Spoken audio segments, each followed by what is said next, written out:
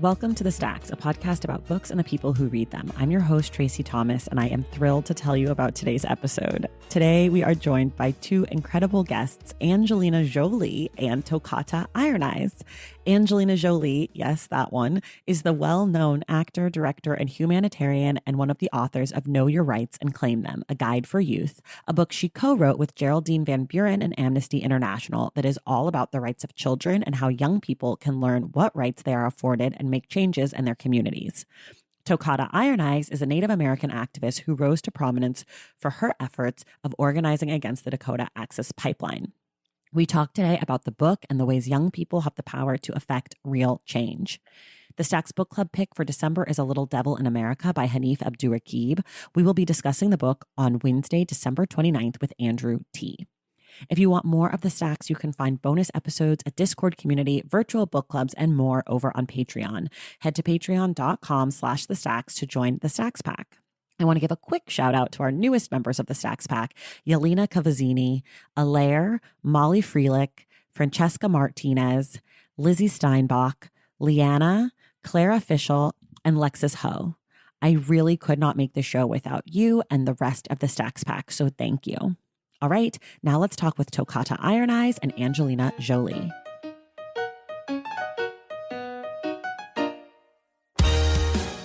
All right, you guys, I am so excited. Today, I am joined with actor, author, activist Angelina Jolie and youth activist Tokata Iron Eyes. Ladies, welcome to the Stacks. Thank you. Yeah, thanks for having us. I'm really excited because today we're talking about Know Your Rights and Claim Them, a guide for youth that was written by Angelina Jolie, Amnesty International, and Geraldine Van Buren. And Tokata, you're joining us to kind of speak to the actual work that young people are doing and can be doing.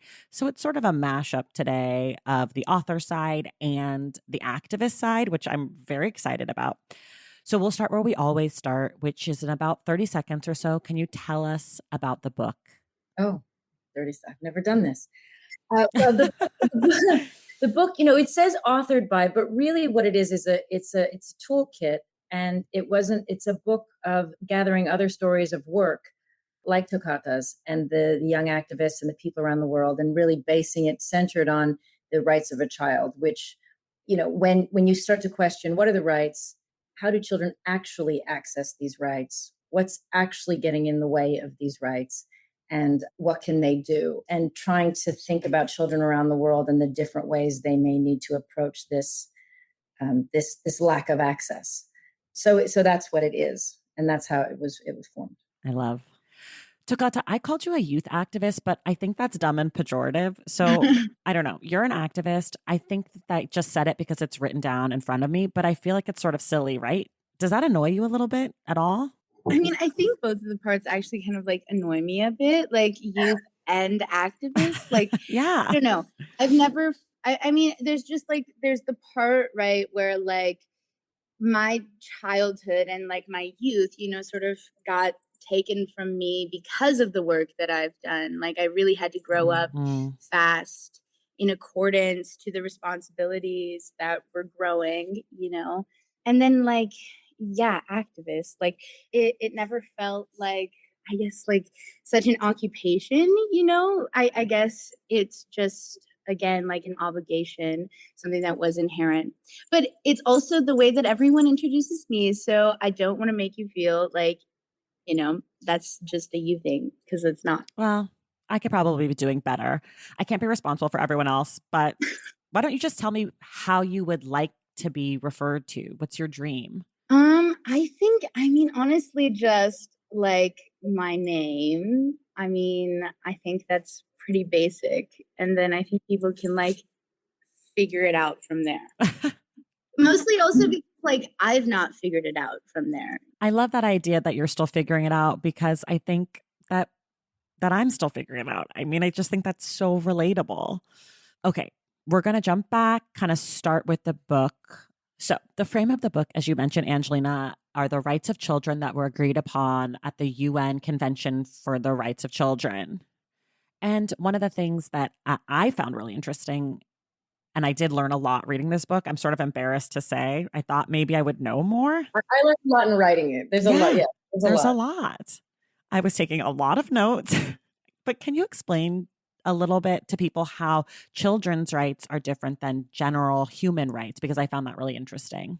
I probably won't say it the way in the book, I don't even remember, but how where it's landed with me is what any right is for, or what anybody's, the base of why rights exist is so a human being can become the full human being they should be without restriction and abuse. And so a child is in these very formative years. And so their rights are so much more important, because their growth and this time is so precious and so important. And their voices are so important, and their protection is so important because they are growing, and this is that formative time. And they have human rights. They are human. Within the human rights, that's the child. But the child has these other rights because they need to be considered in a special category because of the sensitivity of what it is to be growing up. And so it's not that these rights came out of, wouldn't it be nice to give them some of this, or wouldn't it be nice to give them that? The rights are, in order for a child to grow into a healthy adult, what is the base? Mm. And without this base, we know it's going to be damaging. This is what we know. We know mental health, emotional health, science, physical protection, all these things. We know that this base is there because this is the best shot of this child becoming a healthy human being, a healthy adult. And it makes sense. Everything you read, every right makes perfect sense. You read it, and any intelligent person says, of course. Yeah. Of course. Mm-hmm. And so it's from that then we look through the lens of children's rights, human rights, and abuses around the world, instead of kind of picking one at a time.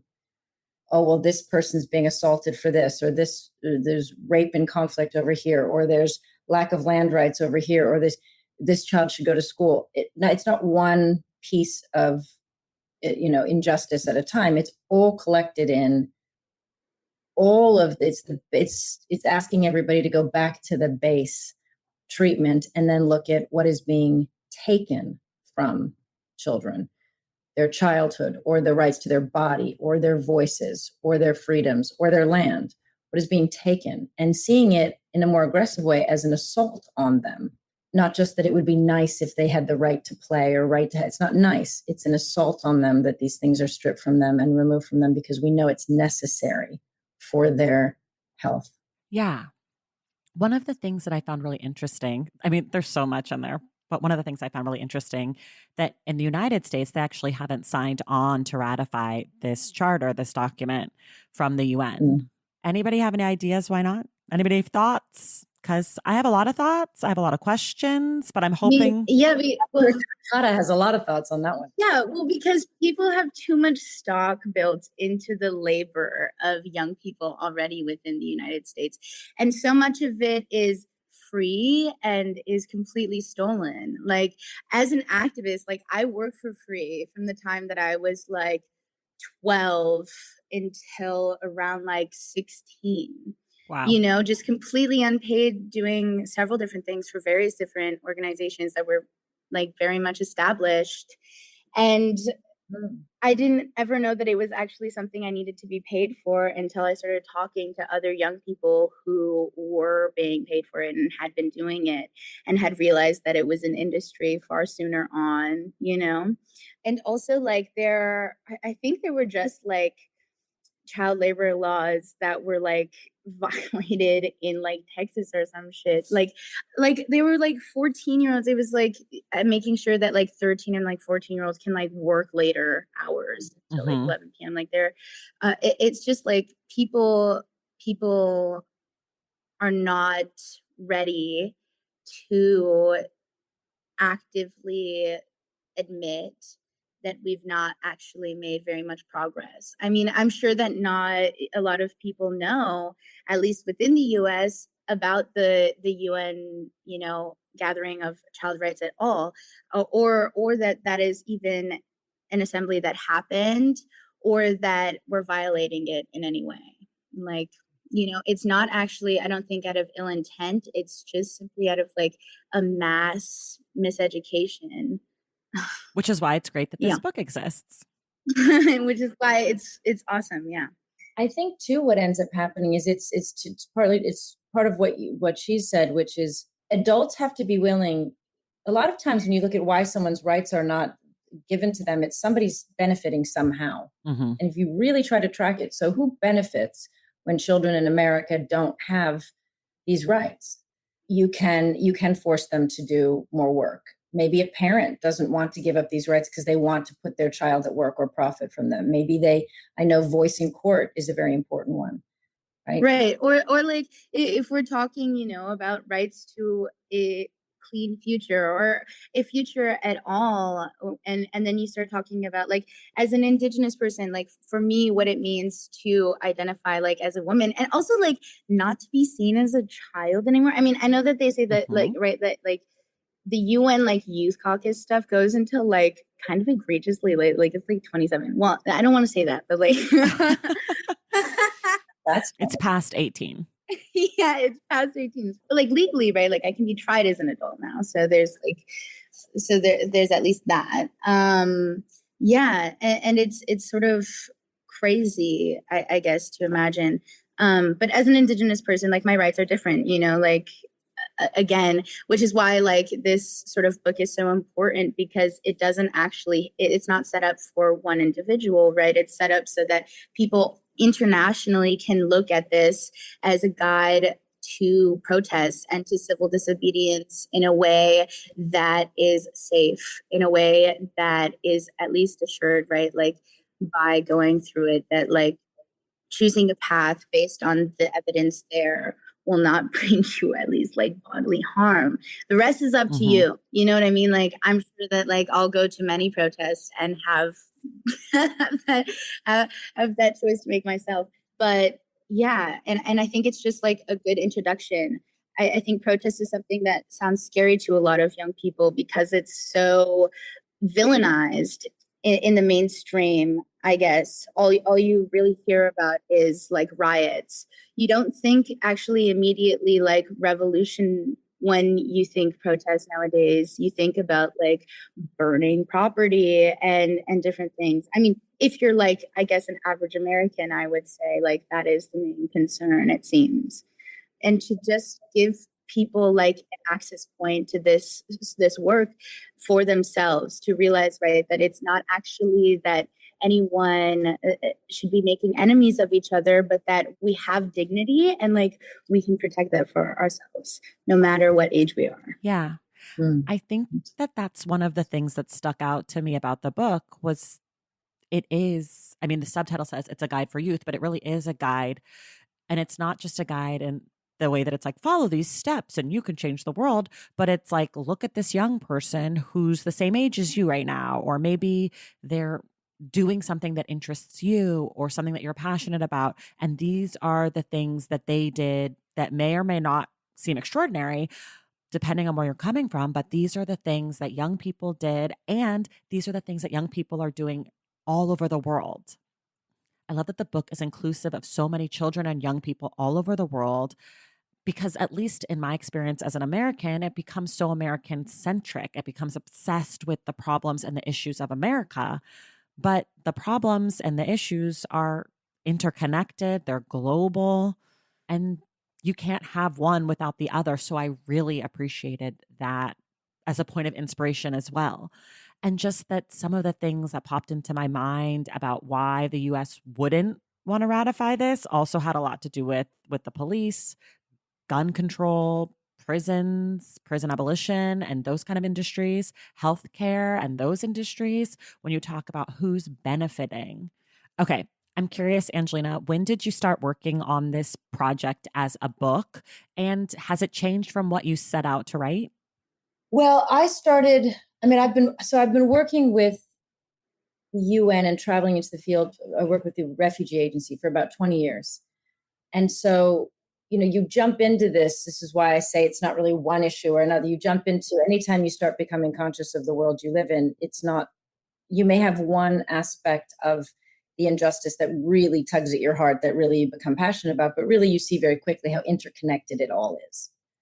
And so working with refugees, people are displaced for all different reasons, and all peoples are displaced, and all religions and all races and persecuted for different reasons, and struggling with different issues within displacement. And so whether it be gender-based violence or diabetes, or like everybody's dealing with something, and it's all in this kind of, we now have 80, I think it's 84 million people displaced. Oh my God, so many. And growing, because of the different realities that we're facing.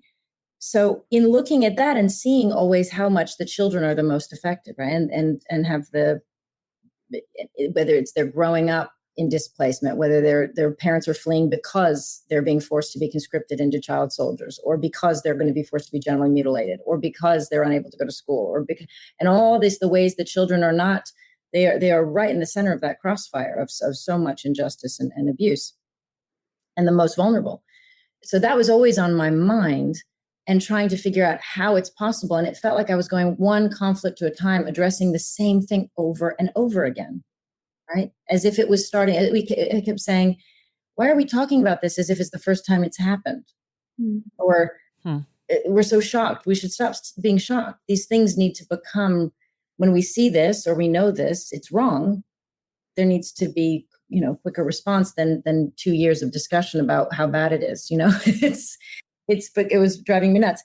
And then I experienced some things myself and started to learn more about children's rights in America. And I, being a UN person, pulled out the rights of a child and started to look through it until somebody explained to me that doesn't apply to your kids in the way that you think it does. And you can't teach it to them. Yeah, you're talking to them about it as if it's something they can touch and hold, and they can't. And I started to then really question, what does that mean? And of course, law itself, for anybody, we can all say, and a country can sign and ratify, and still the citizens, of course, because look at all the countries signed up to the UN, but look at their behaviors, or look at so you start to say, okay, this younger generation is more connected than ever.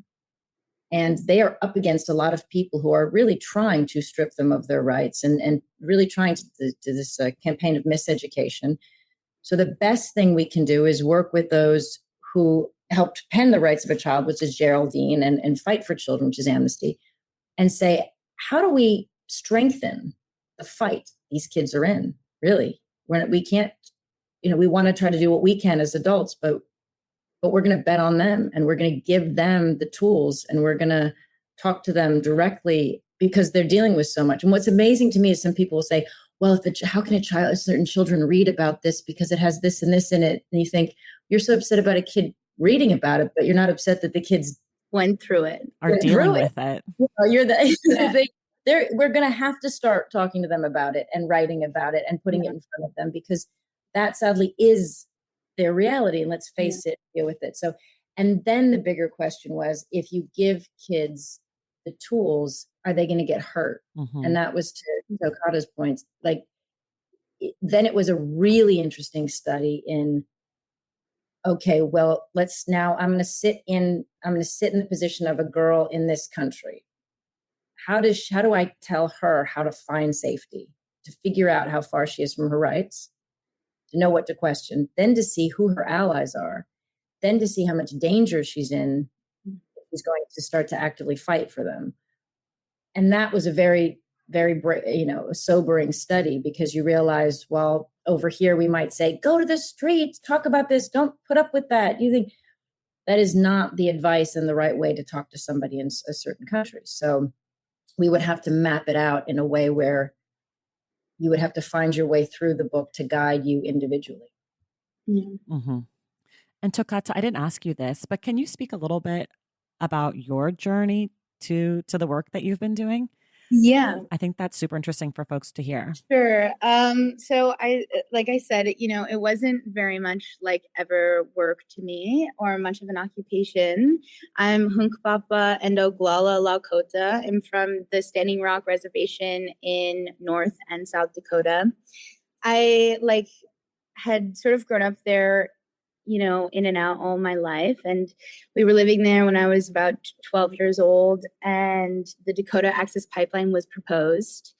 And so me and a bunch of my peers, who were all seventh graders, decided to make a film and then a petition coinciding with this social media campaign to stop the Dakota Access Pipeline, and just the video was talking about, you know, what the river meant to us, and it got seen by a good amount of people. And they actually, a lot of the young people did a physical run from Standing Rock to Washington, D.C. to hand deliver this petition. And so there was like a lot of media that picked up.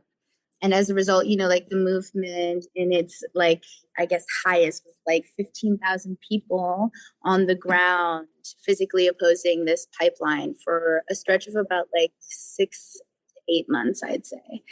Yeah, and it was intense. Like the population of the reservation as a whole is only 7,000. So it was like a mass growth of population. And I started doing more media work, and it was like videos and then speaking at rallies and then speaking at events and, you know, eventually more things like this. And as I learned and, you know, continue to grow as a person, it became very apparent, right, that like Dakota Access is only one pipeline project. And my parents had always been doing the work. They were part of a land buyback initiative to buy a sacred site called Peshla in the Black Hills. And I think now a lot of my work in the same way is like reflected of that generational fight. You know, like my grandfather always said that he wanted to live in the Black Hills as a sovereign nation. My father wants the same thing. And my parents, you know, are actively doing that work to try to make that a reality for us. And I carry that same thing. So again, it's not, you know, work, but it's definitely, I mean, it's a fight. It's for survival and our dignity. Can I ask you how I'm having a hard time with the language because I want to respect what you're saying about it not being work and you not identifying as an activist. So forgive me if my language fails me here. No, but it's all failing us. I remember I got into many arguments about this. I was like, English is a shit language. And then somebody was trying to argue me about Shakespeare. And I was like, don't talk to me about Shakespeare, dog. It was genocide, like in some situations. Right.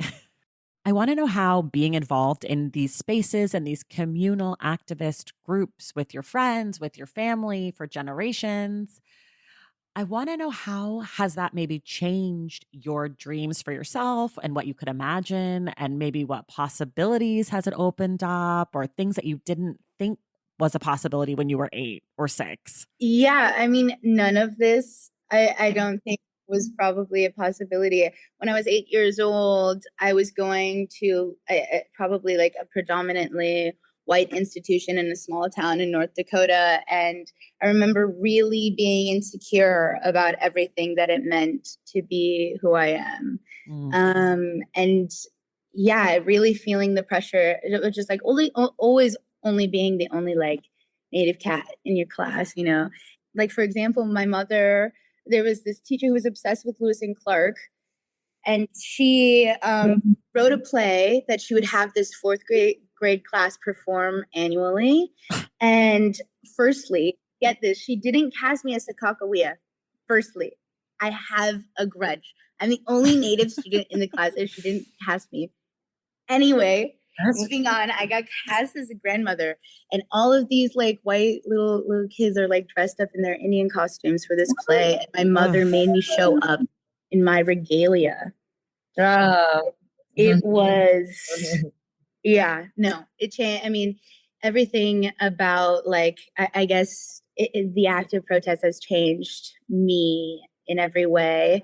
And it makes me so, I mean, happy because somebody told me once that like God was happy. And then I was just like, okay, like, I guess we get to decide that, right? Because like the only way that something can stay in such a state of continuation is if it's happy doing it. So we have to be able to find the joy in whatever we're doing, which is why I'm adamant on not calling it work. Because if it's work, like I need a fucking break, you know, like truly, but there's no break to be had in this. It's ongoing, and it's when I sleep, and it's when I take care of myself, and it's when I'm crying, and it's when I'm decrepit looking and not okay. But it's actually just solely in the survival of it, and in the fact that my resistance is my existence. You know, that's like the coin phrase that only Indigenous activists know, but like, yeah, it's an excellent truth. And so just having that being a constant in my life, it is my base. And it was my recognition of my children's rights, before I had any sort of vocabulary for it. It was the recognition, right, that like I had a voice inherently. The word for children in Lakota is Wakaija, which means sacred being. It's always been there. Yeah. I love this. Okay, I have this other question, and I don't know that either of you are going to have the answer, but I think it's good maybe to think about. Equal rights is this sort of confusing phrase that I think about a lot because I think it's tricky because people experience disadvantages differently and on different scales. And we want to quantify things, which we really can't. Some people are more hungry than other people. Some people have less clean water or whatever. All of these things are sort of being talked about as if they're the same, like hunger, but they're not. They're not equal. They're not equal disadvantages. It's all sort of on this sliding scale. So I'm wondering, how do we know when children's rights is being fulfilled? When we talk about this stuff, how do we know that we're doing it right or wrong, or that we've succeeded? Who's holding people accountable? Who's enforcing the rights of children to being upheld? As you mentioned earlier, Angelina, a lot of countries are signed on and they're doing horrible, horrible things to children. So is that individuals are holding countries accountable? Is the UN holding people accountable? Do they have a body that can enforce it? And how do we know if it's being enforced? It's a really good point. I think accountability is the key, right? You mentioned it a few times. I think that's exactly right. And I think what we've seen, unfortunately, and where we see a rise of human rights abuses or human rights sliding back, is the lack of accountability globally. When we know some people are being harmed, or there's been an injustice, and there's not been any kind of accountability or rebalancing, or no correction even. So this is where we not only, it's not just a moral problem, it's setting further back. The bend towards justice is just sliding back because people are not willing to really push to hold those who commit the abuses accountable. So that would make the most significant difference, right? And whether there's a body, it's all very different, and that's why when we talk about this, sometimes it's within a community or a tribe, sometimes it's within this state, sometimes it's an international criminal court, sometimes it all depends on what is happening and what can be done. The bar's pretty damn low in a lot of places where there's just simply nothing in a lot of places. Right. So, but I think, so the important thing is not to think there's this one perfect answer of when this happens, you do this, and then this is going to make this perfect, right? But the important thing is to know what is deserved. What's deserved? Just that's what I mean about like knowing your basic human rights, knowing what is deserved, knowing when somebody crosses something, it is a crime or it is an abuse. And we don't have to keep questioning whether it is or whether there should be accountability for it. There should be. Now you're on the path to figuring out what that's going to be and if you're going to get it on any level. But at least you are 100% sure it's wrong. And we stop having discussions of whether something is or isn't crossing a line. Right. Okay, I have a quick question about the title. Know Your Rights and Claim Them, A Guide for Youth. I'm wondering how that came to be. Know Your Rights I have a tattoo of Know Your Rights because I liked the Clash song when I was young. And so it's something that, did feel a bit of a punk move. What is that? It's just fighting that authority, but really it's saying, that's why it's the tool book. It's saying, know them, be educated in them, but claim them was what because there's a very big difference of just being aware of something. And so it is actively saying to young people, fight. Yeah. I also think fight. Yeah. I also think it says the most important people that we need to hold accountable is actually ourselves. It's like, if we can imagine, right, that these, if we're putting it frankly, right, the system is never going to be something that most of us can rely on, like for a future, for our safety, for anything.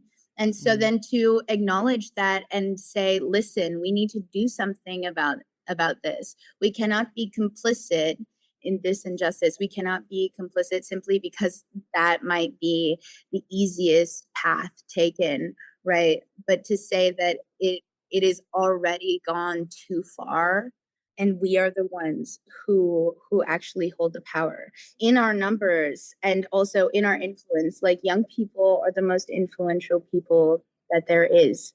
Actually, we were talking about this yesterday, just sort of like talking about what it means to be queer. I think that this generation is one of the gayest on record, I'd say. And just to like recognize what it means that people are claiming their identities more and more often, that people are willing to put themselves at that risk, just to recognize already their proximity from that personhood which is most privileged, which is most recognized and given access to. Not all of us, fit the mold, and rarely any of us do. So holding each other there and not telling us, but making sure that we can create spaces of safety for ourselves without those institutions, without those boundaries, without those definitions at all to define ourselves, like to be that for one another. Yeah, I think that the claiming part of it is just so empowering. To me, when I see the title, the claim, that's what pops out. That's the word. Know your rights. Yes, of course, but you need to claim them, that there's something that's actionable, something that can be done, that you can do. Right. It's like this invitation or something. I don't know. I love it. Okay, we're going to take a quick break and then we'll be right back. Valentine's Day is upon us and I've got love on the brain. Love for books. Duh, of course. Hello. Did you forget what podcast you're listening to? I love bringing you all great reads, exclusive author interviews, and behind the scenes book gossip. But I can only do that with your support over on Patreon and Substack. Our Stacks Patreon community, also known as the Stacks Pack, is where you can go for book club meetups, a private, very active Discord, and a year-long mega reading challenge to help you achieve all your reading goals. Plus, you also get that monthly bonus episode. Now, over on the Substack, you can subscribe to my newsletter, Unstacked, where I keep the book conversations going. I also give you a healthy dose of sports and pop culture, definitely some hot takes happening over there. And again, that bonus episode. If you don't have a few dollars to spare, don't worry. There are free options on the Substack and the Patreon to get you a little extra Stacks magic. Making this podcast is a total team effort, and by supporting my Patreon and my Substack, you allow me to support my amazing team that makes the show possible every single week. So if you or your friends are looking to meet other book lovers and support this indie podcast, come hang out with me on Patreon, Substack, or both. I would love to have you. And since we're talking about love, you can gift subscriptions to the Patreon and the Substack for that special reader in your life. For the Stacks Pack, head to patreon.com/thestacks. And for the newsletter, head to tracythomas.substack.com. And also, there are links to both in the show notes. Okay, see you in the Stacks. Okay, we're back. Now we're going to talk about books and reading and writing. This is the fun part for me. So we're going to kind of do it a little different because, Tokata, you didn't technically write this book, even though your story is written in the book. So we're going to do a little back and forth. Angelina, I'll start with you. I ask every author who comes on the show this question: how do you write? Where are you? Are there snacks and beverages involved? Do you have a candle that you like? A ritual? Are you in your home? Do you go to an office?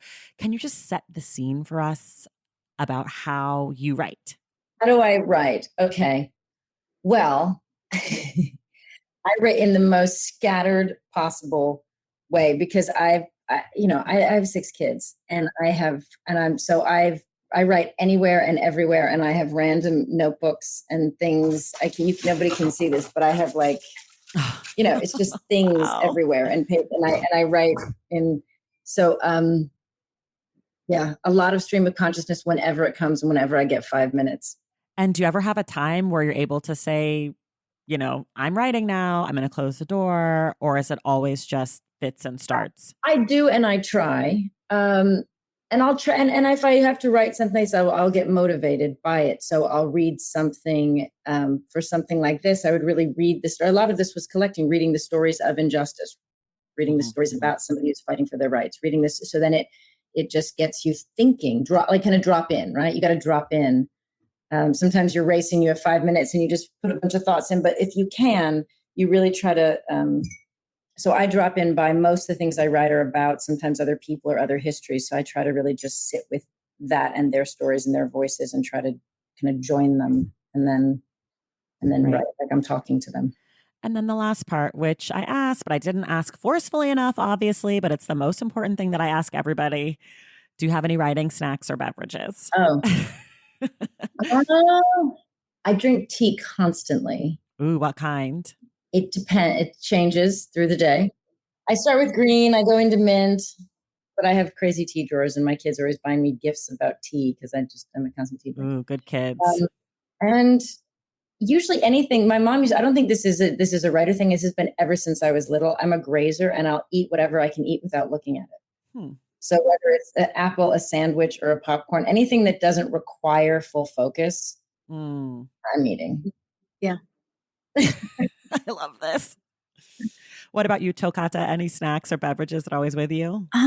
Yeah, it used to be like Cheez-Its, but my fave. I know, but Kellogg's like actually really terrible, I found.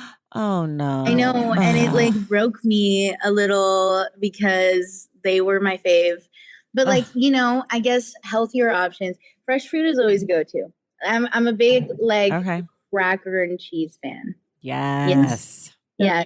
Speaking and my there's language. this character, Thimbletack from the Spiderwick Chronicles, who like is like only satiated with crackers and honey, and I have an affinity to that. Yeah, snacks are super important. Okay. Like, I'm super glad that you brought that question up. It's so true. Like, to really get into somebody's like head. You guys are welcome back on the show anytime, because sometimes when I ask this snack question, I get a lot of eye rolls. I get a lot of people like, oh, I don't eat. I just drink water. And then I have to get in fights with them because you must be eating something. That's really funny. Oh, that's a good fun question. It's my favorite one. I got to ask Barack Obama one question, and that's what I asked. And he also is Team Tea. Thank you very much. They didn't let me ask any hard-hitting questions. They said I had to ask him something fun. So I went with signature snacks and beverages, and he drinks green tea. Okay, you sort of mentioned this earlier, but I'd love for you to go in a little deeper. How do you preserve and or tap into your creativity? Maybe it's something that's like self-care, or maybe it's some sort of discipline or rituals. Go ahead. I mean, creativity. I'm like, I've started to make music, so I do that now. It's very nice. It's super. Are you singing? Are you writing? What are you doing? I'm writing and I'm singing, and I'm like kind of. I don't play the piano, but I sit at it and I make noise at it until it sounds good, and it seems to like be working efficiently enough for me to be happy with it. So, so I'll usually even just like go and sit at the piano for a couple of hours and like acquaint myself with the instrument. Yeah, I hate the idea that there has to be rules to music, and I've always found that it's best if I just figure it out myself. So that's what I'll be doing. I do a lot of like painting. Like, I have this mural in my room that's like painted on a picnic sheet, and I didn't have any paintbrushes, and like it's like kids washable paint on this like vinyl sheet. It's very strange and wonderful. Yeah. Art. Yeah. You're so cool. creative. I'm sorry. What about you, Angelina? My creativity. I mean, I guess I'm an artist, so I write screenplays sometimes, or acting's not my favorite thing, but I do that because I've been doing that a while. But yeah, I like to write. Writing is actually my creative writing. That's your fave. I think so. For now, at this moment today. Blessing, right? Creative people. It could be anything. It could be kids' home. Literally everything. It could be like some random thing we're doing in our house. I think I'm definitely not a more traditional financial based person. I I don't have a head for numbers. I'm definitely one of more like out of the box, creative, types of people. So. Yeah. Okay. I'm very curious about this since we know you from film and directing and acting. What's it like writing a book? How does that differ for you from being on screen, like in your process, being collaborative? Because you did write this book with other people, which is similar to film. You're doing the work with other people, but what's it like? What's the difference? What's the process like? Were there any things that you just fell in love with writing the book versus film? Or were there things where you were like, we could be doing this better? Tokata might be doing this in some way, but I wrote a book years ago, which was my first. It was just my journals were published, my first trips into the field when I started to do refugee work, and so I kept all these journals in part because I'd get too emotional talking to people, and I'd get really shy about how to talk to them or what to ask. So I kept my head kind of in a book because it was a way of being respectful, but also keeping myself contained and not crying. But those journals were published, and that was the first time. And then organizing that, and because I think it's for any book, it's that crossing over to sharing something. When you're a writer, you're sharing something. I'm sure you write your speeches or you. And so I think that's why I feel it's so much more precious to me, because as an actor, sometimes you're saying somebody else's words or being in somebody else's character or somebody else's costume, right? So you're not as responsible, it's not as personal. But when you write and you share, you feel like it's your truer self. So this process was very different because, as I said, this was a lot of really putting pieces together. It was more my special envoy hat. It was more where you're sitting around, you're saying, okay, how do you solve this for a child? Or are we covering, as to your point, are we covering all the children? Are we covering different issues? Are we ignoring this issue? What do we do about trans? What do we do about, how are we addressing this? And then a lot of it was doing the work, doing the research, and making sure that the right voices of the right children were being elevated with the right guides. Because for this, it was a real responsibility to not put forward something that could get a child hurt, or put forward something that was, just misguided. And so this was fun in a different way, but it did feel like I went back to school. It felt like I was in school by Geraldine about like rights. And so that part was very, very different. And that responsibility is very different. So when people started to read it, especially young people, I was very nervous. Did you get a good response from young people? Have you heard from them? Yeah. It's meant a lot. And again, not that they like it, just it seems useful. Right.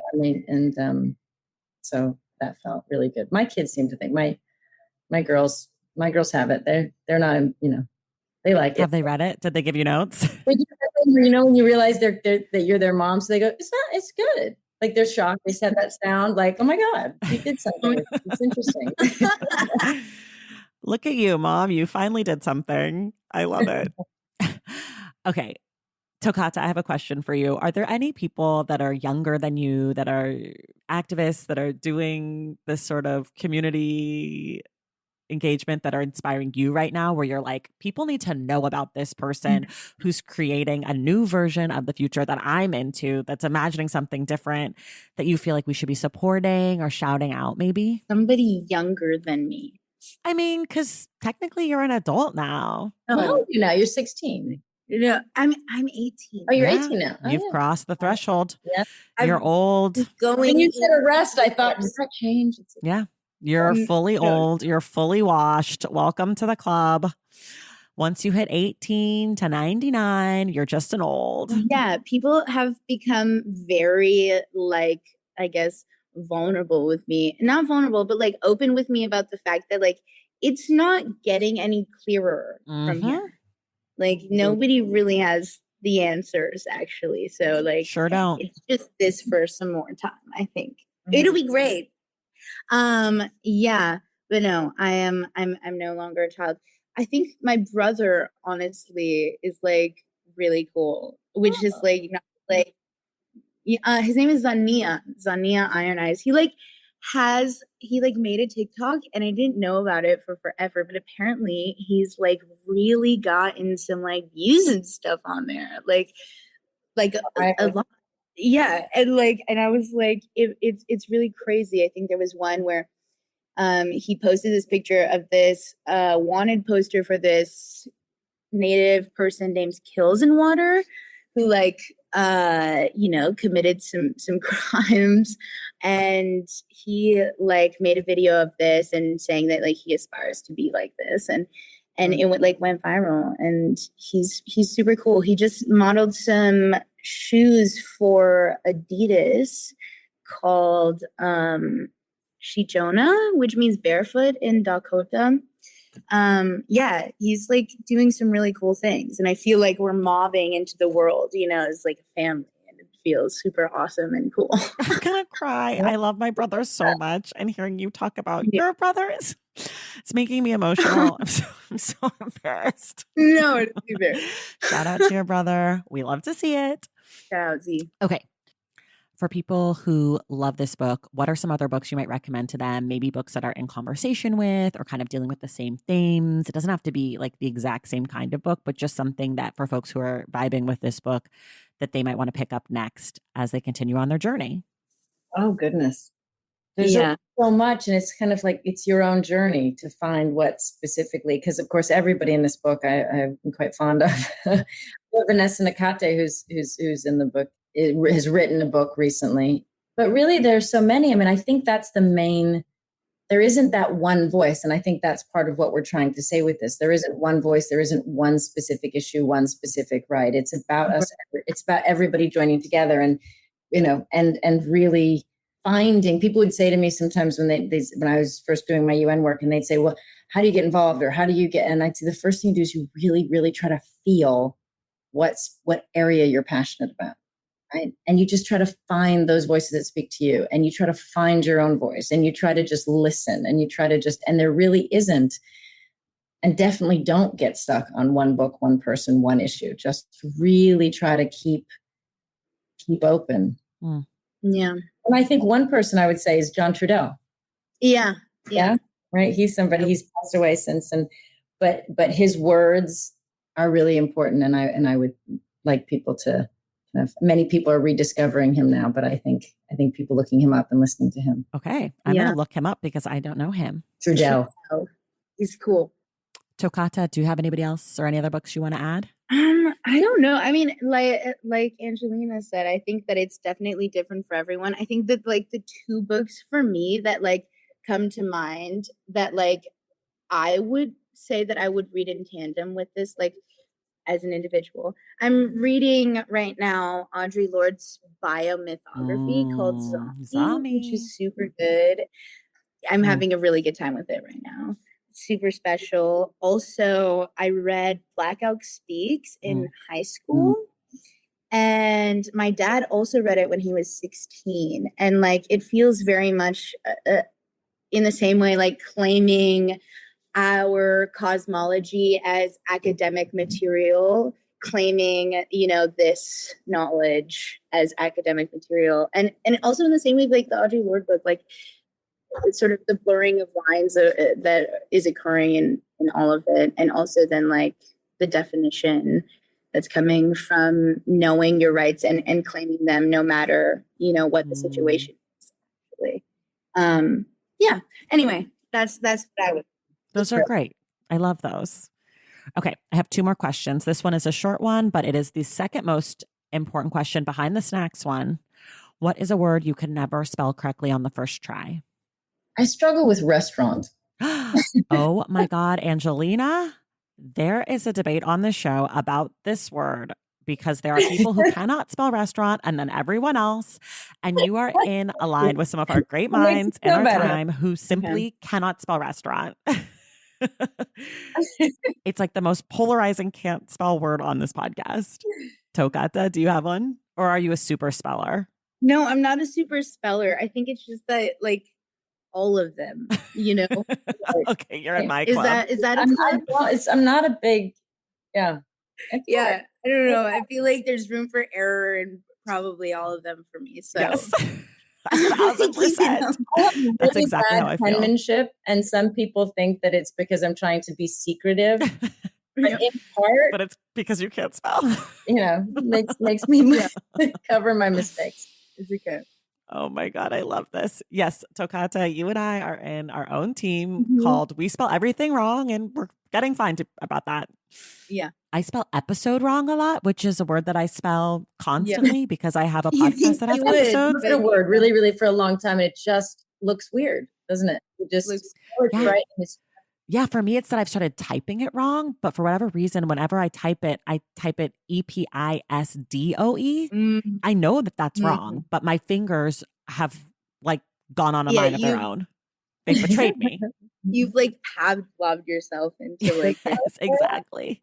Totally screwing it up for no reason. Okay, this is my last question for each of you. If you could have one person, dead or alive, read this book, who would you want it to be? I mean, my mind is always just on that one kid somewhere in the middle of nowhere that doesn't have, whose family even, and lives in a house where the whole house is not educated in rights or not supporting the rights, right? Where they just really have nobody, no touchstone to the reality of how much that they're feeling or they're being oppressed by is unfair. And then to just get their hands on it somehow and start the journey of realizing what they're worth. Yeah. Yeah. In that case, then I hope that the teacher of that kid is given many copies. Yes. Yes. Well, that's part of what I'd like to do with the book, actually, is I keep thinking, everybody keeps saying, well, it's good to like get people to read the book or talk about it on these things. But I keep thinking, I just want to get boxes to every youth activist everywhere. Yeah. To just kind of do that underground distribution to each other. Yeah. Even they were saying, well, some countries aren't going to publish it, because of course some countries won't want to. But I said, yeah, but I'm going to bet on the kids translating it themselves and somehow getting the copies out. I think it's that book. It's the underground book. Bet on the kids. I feel like that's going to be the title of this episode, betting on the kids. It's true. We're all old. I mean, Tokata, you're young, but programming, we kind of focus on the under 25s. So. I still think of the under 25s as the ones that are like, yeah, they're doing it. It's true. And we're old and we're just betting on the kids. Slide into that mom role of like, we're here, we're listening, we're supporting, but we're not going to pretend that we're knowing everything. And I think I should say this. I have so many listeners who are teachers, educators, and this is the book to get in the hands to the young people. If you are a teacher who does care about the rights of young people, which I hope you do, and you can be that person, that's an actionable thing that you can do, is just pass the book off to the right kids, to the kids who you think are interested or the ones who you think aren't interested, because honestly, those are probably the ones that are really interested, the ones who are acting like they don't care. Right. The ones that are too cool for school just need to know why their feelings are justified. Okay. Was that you? And then they'll level with you. Yeah. Obviously, it's Tracy. I mean, I can tell it's you. No, I only ever did school once my teachers like admitted to me that like I was never going to like it, and for good reason. Like, and to admit to themselves like that they didn't actually like school that much, very much either. Like American history must have been. I mean, how? Oh my gosh! I can't even. We could do a whole episode on just that. We could get into it. We could get into Miss Patsman's fourth grade play. Miss Patsman. That really did. I would love to do an episode on the play. What you did was wrong. Right now. Oh my God. We like globally. What you did was wrong. Miss Patsman, we're coming for you next. We need a copy of the text. We're going to do a whole episode. We're going to do a book club episode on why this play is the worst ever written. Yeah. Thank you. Thank you very much. This was incredible. Thank you both so much for being here. Again, the book is called Know Your Rights and Claim Them, A Guide for Youth. You can get it wherever you get your books. If you cannot get it where you get your books, we're going to find a way to get it to you. Underground. We're going to bet on the youth. We're going to get you the book. Tokata Angelina, thank you both so much for being here. Thank you. Thank you so much. And everyone else, we will see you in the stacks.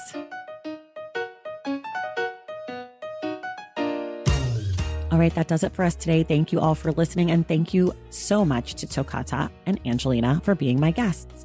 I'd also like to thank Joseph Papa and Gabriella Arias for making this interview possible and coordinating the many moving parts.